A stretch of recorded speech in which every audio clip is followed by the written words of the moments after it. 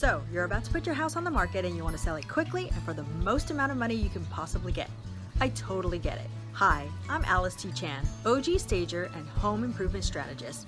I have helped thousands of home sellers prepare their houses to sell over the last 15 years, and in the course of that time, I've also sold 4 of my own homes, so I definitely know which upgrades make the biggest impact. Over the next few weeks, I am going to be sharing my top tips for improving the resale value of your property.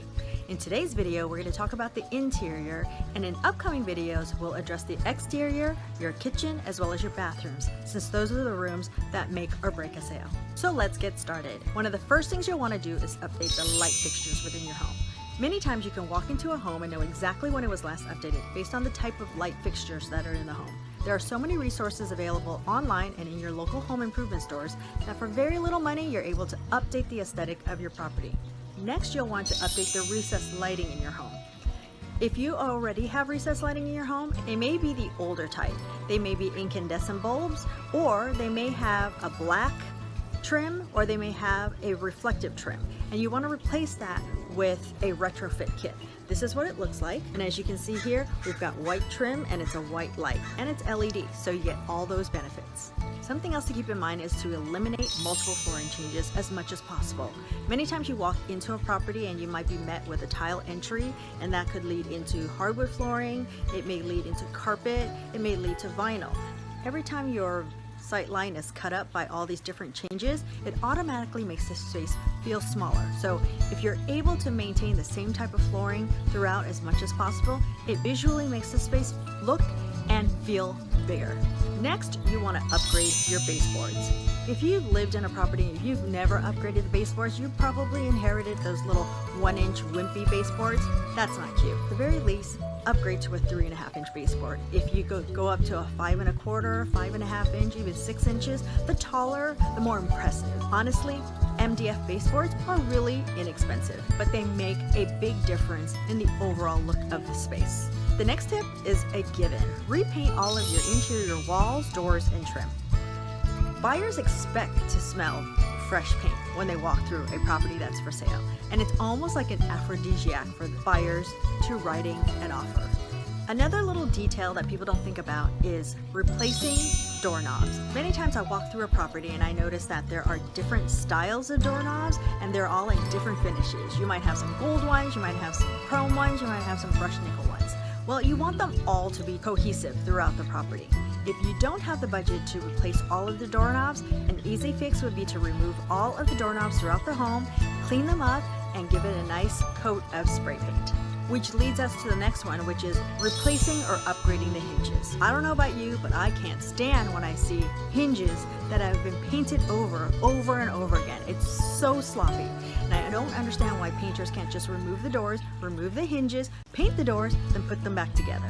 Or at least take the time to do the prep and cover the door hinges so that you don't have paint all over them. With some elbow grease and some work on your part, remove the paint that has been sprayed or rolled over the hinges over time. If you don't want to go through the trouble, honestly, hinges are relatively inexpensive and that little detail will make such a big difference. This next one is a biggie for me. Remove old, broken, and outdated window coverings from your windows. I don't care how much you spent on them, okay? If they are broken, if they are cracked, you see those with window blinds all the time. If they are dingy and dusty, trust me, homeowners do not remove window coverings on a regular basis and get them cleaned. And then they're full of bugs, but you want to keep them on the window? No.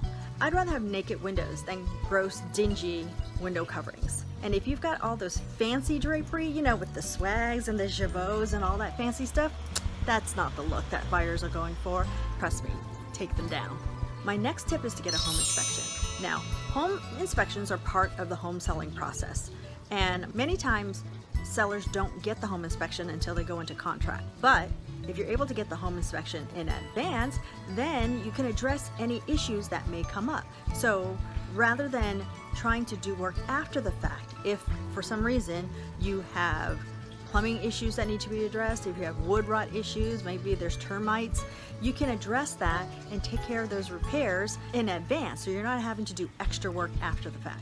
The next tip is to address all those issues that come up in the inspection. And for home sellers, you're responsible for those Section 1 repairs, and your real estate professional will be able to advise you on what those are. So now you know some of my top home improvement strategies for increasing the resale value of your property.